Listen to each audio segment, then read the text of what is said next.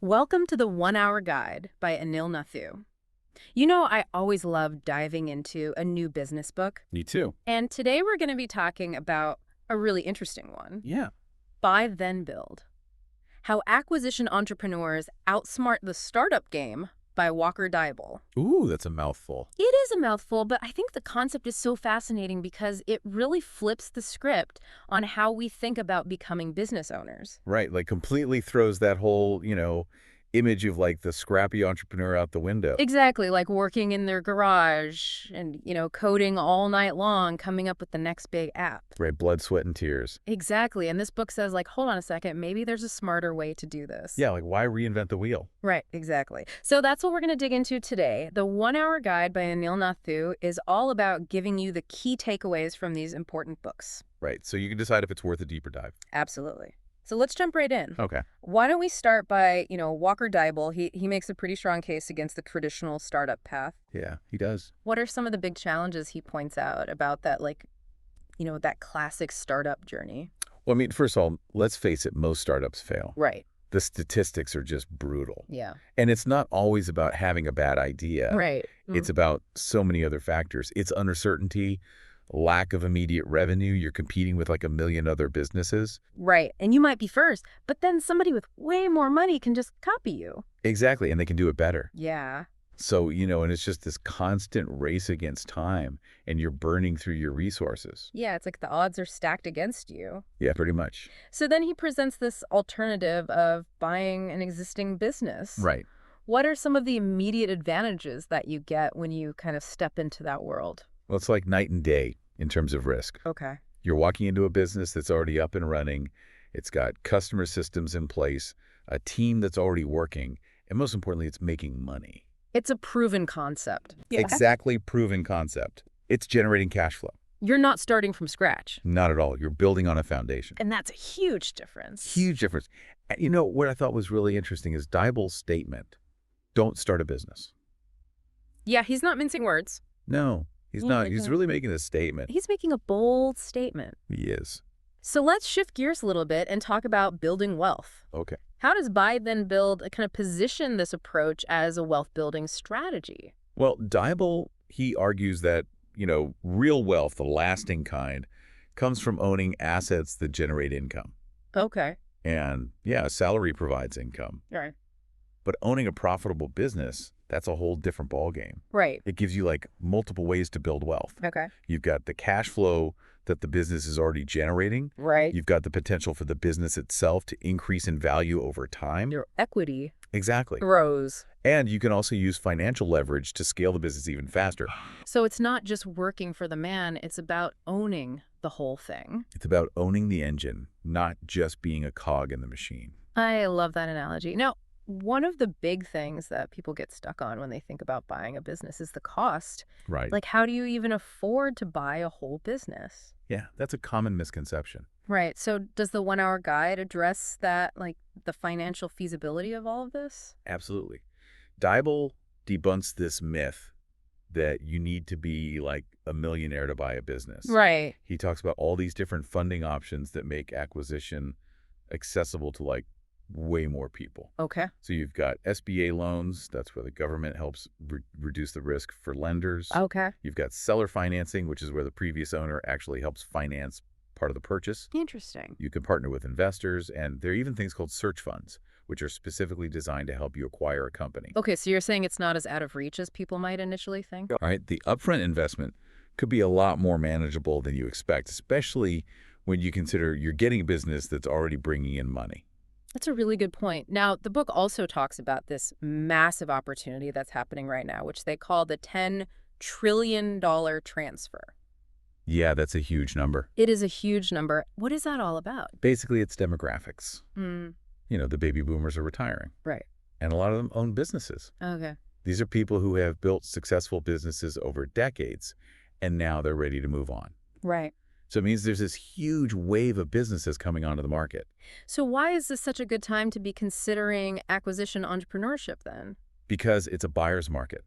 Okay. With so many businesses for sale, you're more likely to find a good deal, and sellers might be more willing to negotiate on things like the price or the terms of the sale to make sure their legacy continues. So it's almost like there's less competition than trying to build a startup from scratch.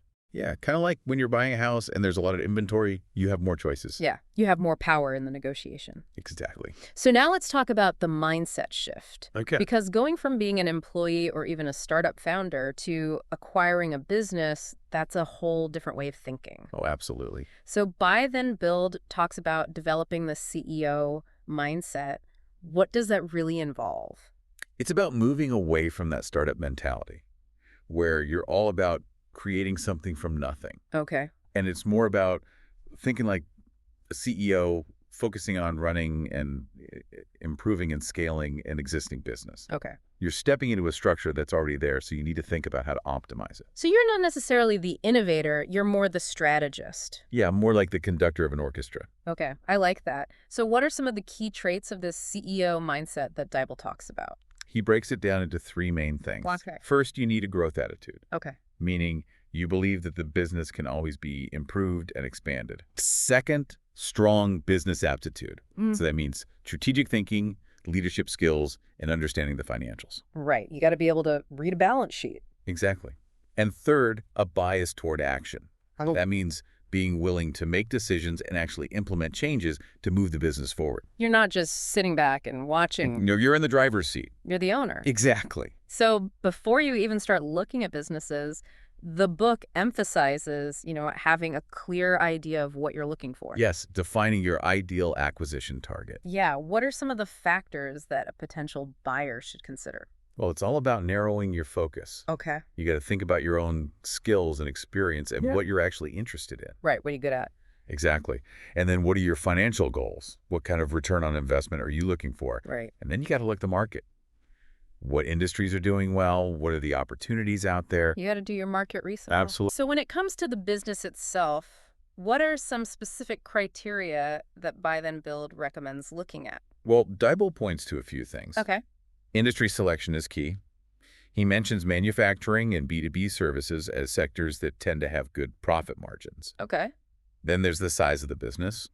He suggests looking at businesses with at least $1 million in annual revenue. So not tiny little mom and pop shops? Not necessarily, although those could be good too. But he's talking about having a solid base to start with. Right. And, of course, profitability. That's huge. Right. He focuses on what's called discretionary earnings, which is basically the true profit that the owner takes home. Okay. And he suggests aiming for something in the $200,000 to $500,000 range for a first-time buyer. So that's a decent chunk of change? Yeah, it is. And you also want to look at the operational structure of the business. What do you mean? Is it well organized? Can it run without the current owner? Or is it completely dependent on them? Right. You don't want to buy yourself a job. Yeah. Exactly. And finally, the growth potential. Does this business have room to expand?